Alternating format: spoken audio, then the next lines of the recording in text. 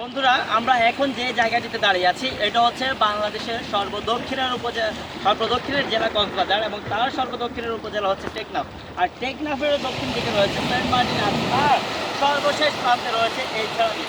আমরা দাঁড়িয়ে আছি এখন ছেড়াদ্বীপের শেষ প্রান্তে। এই জায়গাটিতে আমাদের পিছনে দেখতে পাচ্ছেন সমুদ্র, আর এই সমুদ্রের পর আসলে আর কিছু নেই। এই সমুদ্রটাই হচ্ছে সর্বশেষ সীমানা এবং বাংলাদেশের এই জায়গাটিতে হচ্ছে এই ছেড়াদ্বীপের এই স্থানে হচ্ছে বাংলাদেশের সর্বশেষ ভূমি, যেটাকে আমরা বলতে পারি বা মাটির যে সীমানা সেটা। এখানে আপনারা দেখতে পাচ্ছেন রয়েছে অনেকগুলো প্রবাল রয়েছে চারপাশে। এই প্রবালগুলো দ্বারাই আসলে সেন্ট মার্টিন দ্বীপ বা এই ছেড়া দ্বীপের সৃষ্টি। হাজার হাজার বছর আগে এখানে এইভাবে এই দ্বীপটির সৃষ্টি হয়েছিল।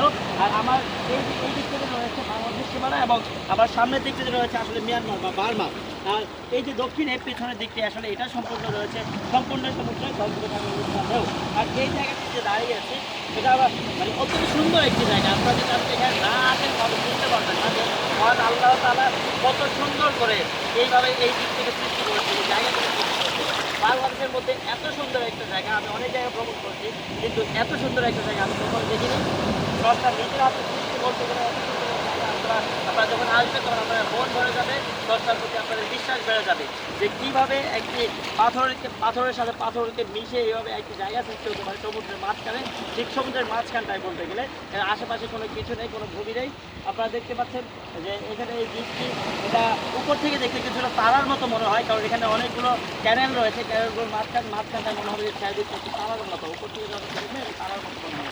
আমরা এখানে যে দাঁড়িয়ে আছি আমাদের এই সামনেই হচ্ছে, সামনের দিকটাই হচ্ছে ছেড়াদ্বীপ এবং এরপর হচ্ছে সেন্ট মার্টিন বা এরপর হচ্ছে টেকনাফ।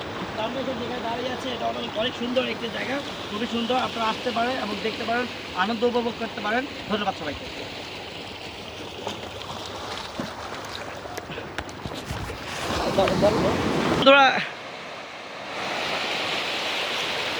বন্ধুরা, সবাইকে আমন্ত্রণ রইল দীঘাদার এই সৃষ্টি অপরূপ সৌন্দর্যকে উপভোগ করার জন্য। তো আমরা এসে আসলে অনেক মজা পেয়েছি, আপনারা আসলে আপনারা অসম্ভব মজা পাবেন। তো সবাইকে আসার জন্য আমন্ত্রণ রইল। ধন্যবাদ।